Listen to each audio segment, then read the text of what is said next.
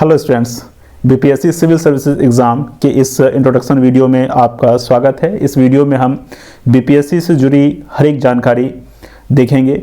इसमें प्रारंभिक परीक्षा का पाठ्यक्रम क्या है, पाठ्यक्रम का डिटेल यहाँ देखेंगे, इसकी तैयारी कैसे करें, खुद से कैसे करें, इसके बारे में बात करेंगे। मुख्य परीक्षा का पाठ्यक्रम क्या है, यानी सामान्य अध्ययन का दोनों पेपर, वैकल्पिक विषय कौन कौन से अवेलेबल हैं, उम्र और शैक्षणिक योग्यता। इसके अलावा भी जो यहाँ स्क्रीन पे दिख रहा है, इसके अलावा भी कई सारी छोटी छोटी बातें इस वीडियो के अंतर्गत हमें देखना है। तो आपके सामने है बीपीएससी सिविल सर्विसेज के 3 चरण, यानी प्रारंभिक परीक्षा, मुख्य परीक्षा और व्यक्तित्व परीक्षण। इसमें आप ये ध्यान रखें कि प्रारंभिक परीक्षा क्वालिफाइंग नेचर का है, यानी प्रारंभिक परीक्षा सिर्फ आप क्वालिफाई जब करेंगे तभी आप मुख्य परीक्षा को लिख पाएंगे, लेकिन प्रारंभिक परीक्षा का मार्क्स वो आपके फाइनल रिजल्ट में योगदान कुछ नहीं देगा। यानी कुल मिला के देखा जाए तो ये 900 मार्क्स और यहाँ 120 मार्क्स, तो बीपीएससी का कुल जो एग्ज़ाम होता है वो 1020 मार्क्स का ही होता है। इसी नंबर के आधार पे आपको रैंकिंग मिलती है, आपको सर्विसेज अलॉट होता है। लेकिन प्रारंभिक परीक्षा भले क्वालिफाइंग है, लेकिन यही आपका गेटवे है मुख्य परीक्षा के लिए। तो इस हिसाब से देखा जाए तो सबसे इम्पोर्टेंट यही है। तो इसमें देखिए कि सामान्य अध्ययन यानी जीएस का मात्र एक पेपर होता है। अधिकतर पीसीएस को देखोगे या आईएएस एग्जाम को भी आप देखोगे तो वहाँ 2 पेपर होता है, बट बीपीएससी में एक ही पेपर होता है, जीएस उसको कहते हैं। इसमें 150 क्वेश्चंस होते हैं और 150 मार्क्स के, यानी एक क्वेश्चन 1 मार्क का होता है। एमसीक्यू टाइप का होता है, मतलब वैकल्पिक, मतलब मल्टीपल चॉइस क्वेश्चंस, लेकिन इसमें 5 विकल्प होते हैं। दूसरे पेपर्स में आप नॉर्मली देखोगे कि 4 ही विकल्प हुआ करते हैं, लेकिन यहाँ 5 विकल्प होते हैं, यानी ए, बी, सी, डी और ई होता है। टाइम 2 घंटा होता है। बाइलिंगुअल पेपर है, यानी हिंदी और इंग्लिश दोनों में। No negative marks, negative marks नहीं है, यानी 150 में 150 क्वेश्चन आपको करने हैं। मुख्य परीक्षा के लिए चुने जाने वाले उम्मीदवारों की संख्या कुल संसूचित रिक्तियों की 10 गुनी होगी। यानी मान लो कि अगर 500 वैकेंसी है तो 5000 लोगों का चयन पीटी में होगा और वो मुख्य परीक्षा में बैठ पाएंगे। इतनी बात समझ गए? तो चलिए अब अगले स्लाइड में हम कुछ और इम्पॉर्टेंट बातों को देखेंगे। अब देखिए कि प्रारंभिक परीक्षा यानी सामान्य अध्ययन का पाठ्यक्रम क्या है। सामान्य अध्ययन ही वहाँ है, तो इसमें सामान्य विज्ञान, राष्ट्रीय अंतर्राष्ट्रीय महत्व की समसामयिक घटनाएं यानी करंट अफेयर्स, भारत का इतिहास और बिहार के इतिहास की प्रमुख विशेषताएं। मतलब भारत का इतिहास तो पढ़ना ही है, फिर बिहार के इतिहास की प्रमुख विशेषताएं। आप कहो कि ये कहाँ से मिलेगा, तो बिहार स्पेशल का बुक आता है, वहाँ से ये कवर हो जाता है। सामान्य भूगोल और बिहार के प्रमुख भौगोलिक प्रभाग और यहाँ की महत्वपूर्ण नदियाँ, यानी सामान्य भूगोल के अलावा यहाँ भी बिहार का जो विशेष भूगोल है, जो कि बिहार स्पेशल वाले बुक में मिल जाएगा हमें। भारत की राज्य व्यवस्था, आर्थिक व्यवस्था, आज़ादी के पश्चात बिहार की अर्थव्यवस्था के प्रमुख परिवर्तन, भारत का राष्ट्रीय आंदोलन, इसमें बिहार का योगदान। सामान्य मानसिक योग्यता, यानी मैथ्स के भी कुछ प्रश्न होंगे। मैथ्स के प्रश्न 10वीं और 12वीं लेवल के होते हैं, मतलब कुछ प्रश्न 12वीं लेवल के होते हैं और कुछ 10वीं तक के लेवल के होते हैं। अब इन सब सब्जेक्ट्स को कैसे तैयार किया जाए, जैसा कि आपको दिख रहा है, तो नॉर्मली आप इसके लिए मैं अगले स्लाइड में आपको ले चलता हूँ, वहाँ हम देख लेंगे कि कैसे इसको तैयार किया जाए। पहले इसका एक्सप्लेनेशन यहाँ किया गया है, सिलेबस को ही और एक्सप्लेन किया गया है आयोग के द्वारा, तो इसको देखना सही रहेगा।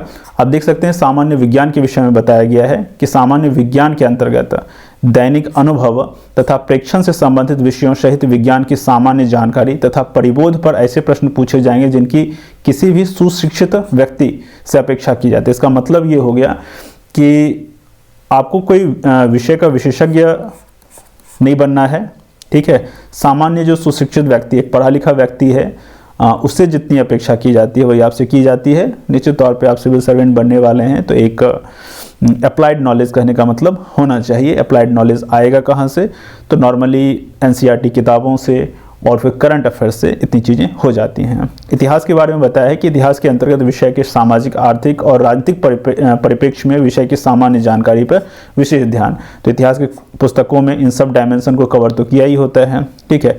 परीक्षार्थियों से आशा की जाती है कि बिहार के इतिहास की मुख्य घटनाओं से भी परिचित हों। वैसे तो इतिहास की जो किताबें हैं उसमें बिहार के बारे में अगर संदर्भ आता है तो वो मेंशन होता है, बट बिहार स्पेशल का जो बुक होगा उसमें विशेष रूप से यहाँ दिया गया होगा। उसी तरह से भूगोल यानी ज्योग्राफी विषय में अगर हम देखें तो भारत और बिहार दोनों के भूगोल को वहाँ में देखना है, बिहार स्पेशल का और फिर भारत का भूगोल जिस भी किताब से आप देखेंगे। भारत तथा बिहार का भूगोल के अंतर्गत देश के सामाजिक और आर्थिक भूगोल से संबंधित प्रश्न होंगे, जिसमें भारतीय कृषि और प्राकृतिक साधनों की मुख्य विशेषताएं सम्मिलित होंगी। यहाँ विशेष रूप से ये ध्यान में रखना है बच्चों कि यहाँ सामाजिक और आर्थिक भूगोल की बात करी जा रही है। सामान्यतः लोग भूगोल का अर्थ समझते हैं कि भौतिक भूगोल ही, ठीक है ना, लेकिन यहाँ सामाजिक जो सोशल और इकोनॉमिकल ज्योग्राफी है उसको भी इंक्लूड किया जाएगा।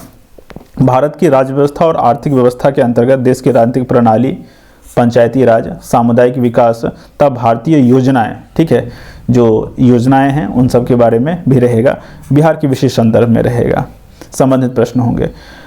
भारत के राष्ट्रीय आंदोलन के अंतर्गत 19वीं शताब्दी के पुनरुत्थान के स्वरूप, स्वभाव, राष्ट्रीयता का विकास तथा स्वतंत्रता प्राप्ति से संबंधित प्रश्न पूछे जाएंगे, ठीक है। तो 19वीं शताब्दी के पुनरुत्थान के स्वरूप, कुल मिला के ये आप ध्यान में रखेंगे कि 1857 के बाद की जो घटनाएं हैं, ठीक है, वहाँ से प्रश्न पूछे जाते हैं। वही लगभग माना जाता है कि राष्ट्रीय आंदोलन वहाँ से लगभग स्टार्ट हुआ है, ठीक है।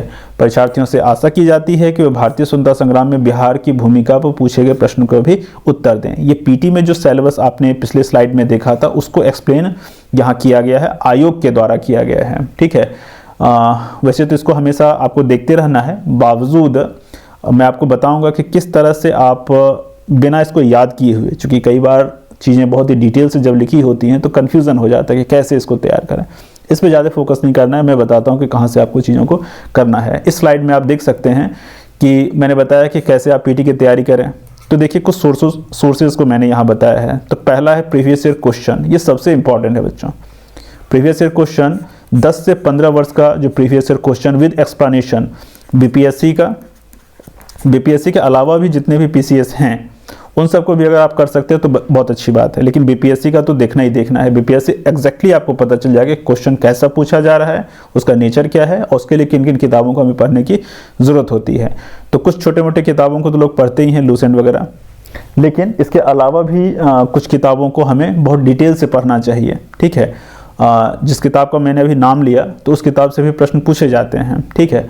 लेकिन इसके अलावा भी आपको अगर बेसिक चीज़ों को तैयार करना है, क्योंकि कई बार क्या होता है कोई नोट है उससे क्वेश्चन आ गया, लेकिन इसका मतलब ये नहीं है कि हम नोट ही पढ़ के सिर्फ एग्जाम में चले जाएं। डिटेल से स्टडी करने के लिए आपको एनसीईआरटी किताबों को पढ़ना होगा।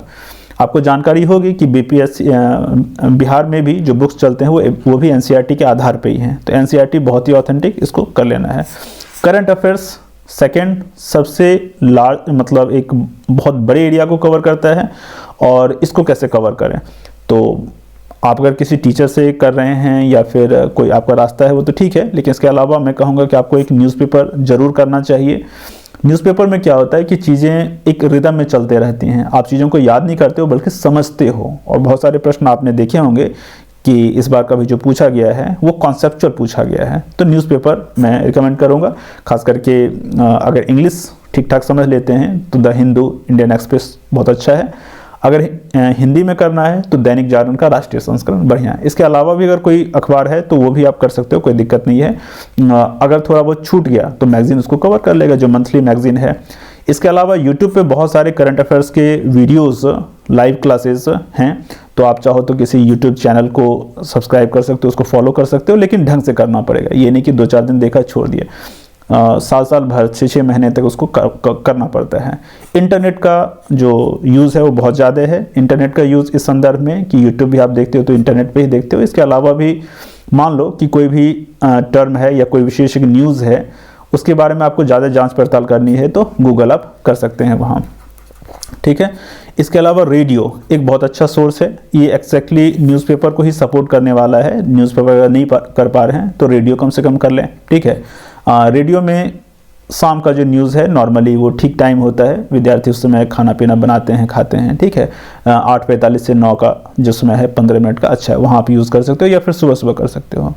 टेलीविज़न में खासकर राज्यसभा टेलीविज़न जो है वो ठीक है। बाकी जो प्राइवेट चैनल्स हैं वो मतलब डिस्कशन तो करते हैं लेकिन कुछ ज़्यादा ही करते हैं, उनका मोटिव थोड़ा पॉलिटिकल हो जाता है। तो राइस भारत टेलीविज़न जैसे ऑथेंटिक सोर्स को आप वहाँ कर सकते हैं।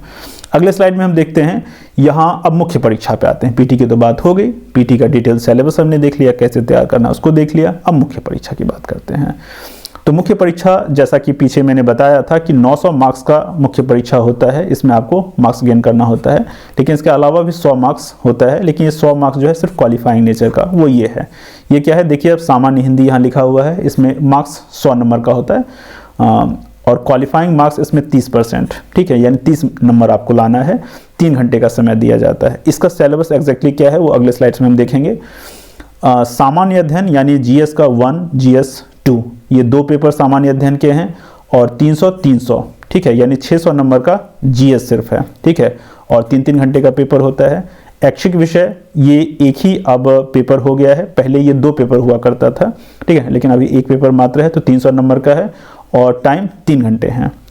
ऐच्छिक विषय जो है इसका स्टैंडर्ड, मतलब आप कहोगे कि जो भी विषय उपलब्ध हैं, 34 विषय जो उपलब्ध हैं, उसमें स्टैंडर्ड क्या होगा, किस लेवल का क्वेश्चन होगा।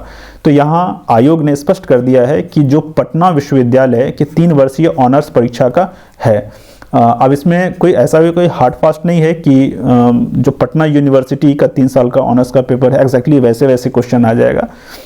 लगभग वो एक आयोग को तो बताना ही पड़ेगा कि किस लेवल का होगा। तो जो भी आपका ऑप्शनल होगा उसमें, चाहे आप कोचिंग करते हैं या फिर किसी का नोट्स लेते हैं, तो उसमें वो सब चीज़ें रहती हैं, आपको कोई खास परेशानी की आवश्यकता यहाँ है नहीं। अगले स्लाइड में आते हैं। यहाँ आप देख सकते हैं कि हिंदी का आपको सिलेबस दिया गया है, जैसे मैंने पीछे बताया था। तो देखिए इसमें 100 नंबर इन विषयों से होगा, यानी निबंध होगा, वहाँ व्याकरण होगा, वाक्य विन्यास होगा और संक्षेपण होगा। इसका जो लेवल है वो बहुत ज़्यादा नहीं है, इसका 10वीं का लेवल ही है मात्र। तो सभी लोगों ने 10वीं में हिंदी तो पढ़ा ही है, ठीक है, तो आराम से आप इस पेपर को कर सकते हैं, ज़्यादा विशेष तैयारी की आवश्यकता नहीं है। स्पष्ट किया गया है कि इस परीक्षा में सरल हिंदी में अपने भावों को स्पष्टता एवं शुद्ध रूप से व्यक्त करने की क्षमता, सहज बोध शक्ति की जांच की जाएगी, ठीक है। तो चलिए अगले स्लाइड में चलते हैं। यहाँ आप देख सकते हैं सामान्य अध्ययन यानी मेंस की बात करी जा रही है। मेंस का पेपर 1 और मेंस का पेपर 2 भी होता है, यानी ये 600 मार्क्स का होता है। पेपर 1 ये 300 मार्क्स का होगा। इसका यहाँ आप सिलेबस देख लीजिए, फिर इसका डिटेल भी देखेंगे, ठीक है। तो देखिए यहाँ भारत का आधुनिक इतिहास, भारतीय संस्कृति। वैसे तो लिखा हुआ है भारतीय संस्कृति, लेकिन मुख्य रूप से बिहार की संस्कृति से ही प्रश्न आते हैं, ठीक है। हाँ, लेकिन भारत का आधुनिक इतिहास, इसमें डिटेल आपको देखना है। Modern history of India and Indian culture. दूसरा सेक्शन इसका है राष्ट्रीय तथा अंतर्राष्ट्रीय महत्व का वर्तमान घटना चक्र। बहुत ही इंपॉर्टेंट, पीटी में भी आपने देखा था करंट अफेयर्स था, यहाँ भी करंट अफेयर्स है, बट अंतर यह है कि एक्चुअली ये करंट अफेयर्स ना होकर के करंट इश्यूज हैं, ठीक है। मतलब जो घटना चक्र में जो भी चल रहा है, वर्तमान घटना चक्र में जो इश्यूज, मुद्दे, उस पर सवाल पूछे जाते हैं, ठीक है। इसके अलावा सांख्यिकी विश्लेषण, आलेखन और चित्रण यानी डाटा इंटरप्रिटेशन। क्लियर है। इसका डिटेल हम अभी देखेंगे अगले स्लाइड में। यहाँ आप देख सकते हैं इसका डिटेल प्रश्न पत्र 1 में ये आयोग के द्वारा दिया गया है। इसको थोड़ा देख लेते हैं, समझ में आ जाएगा। इसको बार बार इनफैक्ट आपको देखने की जरूरत होगी, ठीक है। तो पत्र 1 में आधुनिक भारत तथा बिहार के विशेष संदर्भ में के इतिहास और भारतीय संस्कृति के अंतर्गत लगभग 19वीं शताब्दी के मध्य भाग से, 19वीं शताब्दी का मध्य भाग क्या हो गया, तो 1857 के क्रांति और उसके बाद का जो इतिहास है उसको हमें देखना है, ठीक है। इसमें गांधी, नेहरू और रविन्द्रनाथ टैगोर और नेहरू, इनकी चर्चा की गई है, इनसे प्रश्न पूछे जाते हैं। इनका जो राजनीतिक जो योगदान रहा है वो तो इम्पोर्टेंट है ही, इसके साथ साथ इनके जो दूसरे व्यक्तित्व के पार्ट रहे हैं वहाँ से भी सवाल पूछा जाता है, कुछ फिलोसफिकल और बाकी सब।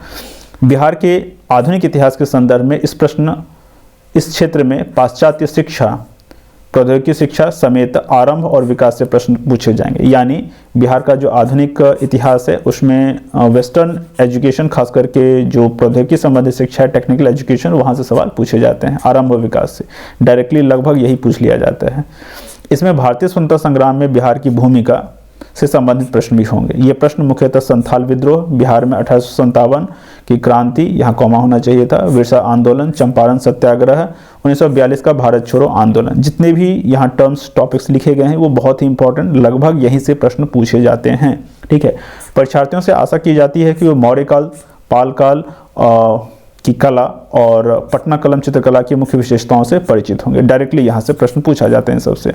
सांख्यिक विश्लेषण में आरेखन, सचित्र निरूपण से संबंधित विषयों में सांख्यिक आरेखन, चित्रात्मक रूप से प्रस्तुत सामग्री की जानकारी वगैरह पे। तो इसमें कुल मिला के आप समझिए कि ये डीआई का सेक्शन है और डीआई के सेक्शन में जो 10वीं तक आपने अभी तक पढ़ाई की थी लगभग उसी का यहाँ यूज होने वाला है। इस स्लाइड में आप देख सकते हो कि जीएस का जो पेपर 2 है, यानी इसके बारे में हमने देखा था कि 300 मार्क्स का होता है। तो यहाँ देख सकते हैं कि भारतीय राज्य व्यवस्था यानी पॉलिटी, भारतीय अर्थव्यवस्था और भारत का भूगोल, भारत के विकास में विज्ञान प्रौद्योगिकी की भूमिका और प्रभाव। इसमें आप देख सकते हो कि ये तीनों सेक्शन जो है, वास्तव में तीनों सेक्शन में जो टॉपिक दिया गया वो तो इम्पॉर्टेंट है ही, लेकिन इसमें करंट का रोल बहुत ज़्यादा हो जाता है। बाकी इसका डिटेल हम अगले स्लाइड में देख लेते हैं। यहाँ आयोग के द्वारा जो इसका डिटेल दिया गया है, जरा ये देखिए प्रश्न पत्र 2 का। भारतीय राज्य व्यवस्था से संबंधित खंड में भारत की तथा बिहार की राजनीतिक व्यवस्था से संबंधित प्रश्न होंगे। भारतीय अर्थव्यवस्था और भारत तथा बिहार के भूगोल से संबंधित खंड में भारत की योजना, भारत की भौतिक, आर्थिक और सामाजिक भूगोल से प्रश्न होंगे। देखिए भूगोल को यहाँ स्पष्ट किया गया है कि सेकंड खंड में आपने देखा था कि अर्थव्यवस्था और भारत तथा बिहार का भूगोल वहाँ था, तो भूगोल में स्पष्ट किया गया है कि भौतिक भूगोल, इसके अलावा आर्थिक भूगोल और सामाजिक भूगोल, ये इंपॉर्टेंट एक तथ्य है, ध्यान में रखना है। भारत के विकास में विज्ञान और प्रौद्योगिकी के महत्व तथा प्रभाव से संबंधित तीसरे खंड में प्रश्न पूछे जाएंगे, जो भारत तथा बिहार में विज्ञान और प्रौद्योगिकी के महत्व के बारे में उम्मीदवार की जानकारी की परीक्षा करें। इसमें प्रायोगिक पक्ष पर, मतलब जो प्रैक्टिकल एस्पेक्ट है उस पर फोकस किया जाएगा। यहाँ विज्ञान का मतलब ये नहीं हो गया कि बहुत ज़्यादा टेक्निकल बातों को हम यहाँ लिखेंगे, या फिर प्रश्न भी बहुत टेक्निकल नहीं होगा, बहुत ही प्रैक्टिकल होगा। एक्चुअली जो सर्विस का जो डिमांड है वो भी कुछ इसी तरह का है कि आपको प्रैक्टिकल अप्रोच आपका होना चाहिए, ठीक है। तो उसी की जाँच की जाती है, इस बात की ध्यान रखा जाता है इस बात का। अब ऑप्शनल पेपर की बात कर लें तो ऑप्शनल के बारे में जैसा कि हमने पीछे देखा ही था कि 300 मार्क्स का ये होता है, ठीक है, 300 मार्क्स का। अब इन 300 मार्क्स में जो ऑप्शनल चुनना है तो आपके पास 34 विकल्प हैं। तो यहाँ 4 से लेकर के 37 तक आप देख सकते हैं। तो यहाँ से आप 29 से अगर आप देखो तो यहाँ के बाद जो भी हैं यहाँ, ठीक है, ये लिटरेचर वाला विषय है, ठीक है। हिंदी माध्यम में जो बच्चे हैं, बहुत सारे बच्चे लिटरेचर को चुनते हैं, तो लिटरेचर के बारे में बता दूं, हिंदी भाषा और साहित्य का, इसके अलावा भी अन्य भाषाओं की यानी उर्दू भाषा, संस्कृत, अरबी, मैथिली, अंग्रेजी, बांग्ला, फारसी और पाली, इन सब का साहित्य। इसके अलावा अगर आप देखें तो सांख्यिकी, लोक प्रशासन, राजनीतिक विज्ञान, अंतर्राष्ट्रीय संबंध, दर्शन शास्त्र यानी फिलॉसफी, गणित, विधि, इतिहास, भूगोल, अर्थशास्त्र, सिविल इंजीनियरिंग, वनस्पति विज्ञान, पशुपालन, पशु चिकित्सा विज्ञान, कृषि, मानव विज्ञान, एंथ्रोपोलॉजी, रसायन विज्ञान, वाणिज्यिक शास्त्र, लेखा विधि, विद्युत इंजीनियरिंग, भू विज्ञान, श्रम एवं समाज कल्याण, प्रबंधन, ये LSW है। LSW भी बहुत सारे बच्चे चुनते हैं, स्टूडेंट चुनते हैं। यांत्रिकी, इंजीनियरिंग, भौतिकी, मनोविज्ञान, साइकोलॉजी, समाजशास्त्र, प्राणी विज्ञान, ठीक है। तो कुल मिला के 34 विकल्प हैं, काफ़ी सारे वैकल्पिक विषय के लिए दिए गए हैं। तो इसमें से जो जैसा आपका बैकग्राउंड है उस अनुसार आप चुन सकते हो।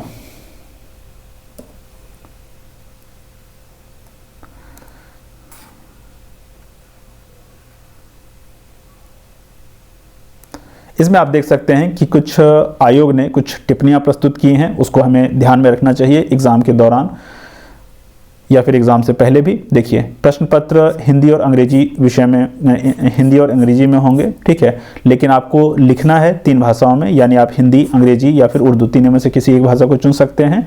हाँ, लिटरेचर का कोई आपका विषय अगर है, मैथिली आपने चुना है तो वो एक अलग बात है, या संस्कृत चुना है तो उसकी एक अलग बात है, ठीक है। भाषा का जो मीडियम होगा हिंदी, अंग्रेजी या उर्दू होगा, लेकिन प्रश्न पत्र मात्र हिंदी और अंग्रेजी में होंगे।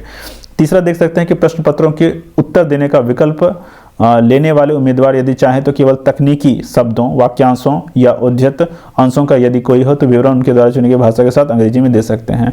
तो आप चाहे तो हिंदी, अंग्रेजी या उर्दू में एग्जाम तो लिख सकते हैं, लेकिन इसके साथ साथ अगर आपको लग रहा है कि चीज़ों को स्पष्ट करने के लिए इंग्लिश टर्म देना है तो इंग्लिश का यूज़ कर सकते हैं, लेकिन किसी विशेष स्थिति में ही, कोई टेक्निकल टर्म है या फिर कोई विशेष वाक्यांश वगैरह है तब, ठीक है। उम्मीदवार को अपने प्रश्न पत्र के उत्तर स्वयं अपने हाथ से लिखने होंगे, किसी का सहारा नहीं लेना है। किसी किसी एग्जाम में होता है यूनिवर्सिटी वगैरह में, यहाँ ऐसा नहीं होगा। परीक्षा के सभी विषयों में कम से कम शब्दों में की गई संगठित, सूक्ष्म और सशक्त अभिव्यक्ति को श्रेय मिलेगा। मतलब आपका जो अभिव्यक्ति है, ठीक है, आपका जो एक्सप्रेशन है वो कैसा होना चाहिए, सूक्ष्म होना चाहिए, संगठित होना चाहिए, सशक्त होना चाहिए। यानी फालतू बातों को नहीं लिखना है, कम से कम शब्दों में अधिक से अधिक बातों को लिखना है एग्जाम के क्वेश्चन के अकॉर्डिंग। प्रश्न पत्रों में जहां कहीं भी आवश्यक हो माप तौल से संबंधित मीटर प्रणाली का यूज होगा। उम्मीदवार प्रश्न पत्र के उत्तर देते समय केवल भारतीय अंकों यानी इस तरह के अंकों का प्रयोग करेंगे। उम्मीदवार यदि चाहें तो परीक्षा में कैलकुलेटर का प्रयोग कर सकते हैं, लेकिन कैलकुलेटर को एक्सचेंज नहीं करेंगे, ठीक है। इसके अलावा कुछ और इंपॉर्टेंट बातें रह गई हैं, उसको हम देख लेते हैं। जैसे यहाँ आपको दिख रहा है उम्र, बहुत सारे बच्चों को कन्फ्यूजन रहता है, एस्पिरेंट्स को कन्फ्यूजन रहता है कि उम्र कितनी होती है। चूंकि यहाँ थोड़ा ऐसा है, न्यूनतम उम्र 20, 21 या 22 सर्विसेज के अनुसार, अधिकतम उम्र रिजर्वेशन के अनुसार, कैटेगरी के अनुसार 37, 40, 42। तो न्यूनतम उम्र में आप देख सकते हैं कि अगर आप डीएसपी बनना चाहते हैं तब तो 20 साल में बन सकते हैं, ठीक है। लेकिन जैसे अनुमंडल पदाधिकारी, एसडीओ, जिला संपर्क अधिकारी, निर्वाचन विभाग अधिकारी, इन सब के लिए 22 वर्ष है। बाकी सबके लिए 21 है, किसी के लिए और भी हो सकता है 22 हो, लेकिन प्रमुख पदों को मैंने यहाँ लिखा है, ठीक है। आगे बढ़ें, ये हमारा लास्ट स्लाइड है, इसमें हम अधिकतम उम्र के बारे में देख लें। तो अधिकतम उम्र जैसे मैंने कहा कि कैटेगरी के हिसाब से है। तो सामान्य वर्ग के पुरुष के लिए 37 है, लेकिन सामान्य वर्ग की महिला के लिए, बीसी के लिए और ओबीसी के लिए, बीसी ओबीसी का महिला पुरुष दोनों के लिए 40 वर्ष उम्र है। एससी एसटी वर्ग की महिला पुरुष के लिए 42 वर्ष है और दिव्यांग जनों के लिए अधिकतम उम्र में 10 साल की छूट है। मतलब जो भी दिया गया है उसमें से जिस कैटेगरी में आएंगे उसमें फिर 10 वर्ष की छूट उनको मिल जाएगी। शैक्षणिक योग्यता इसके लिए स्नातक होता है और या फिर इक्विवेलेंट यानी समकक्ष। तो बच्चों, हमने पूरी तरह से देखा कि बीपीएससी क्या होता है। बीपीएससी के हर एक चीज़ों को हमने समझने का प्रयास किया। मैं उम्मीद करता हूं कि हर एक बात आपको समझ में आई होगी। फिर भी अगर कोई सवाल रह गया हो तो आप कमेंट बॉक्स में लिख सकते हैं, मैं उसका जवाब देने का प्रयास करूंगा। धन्यवाद। वंदे मातरम।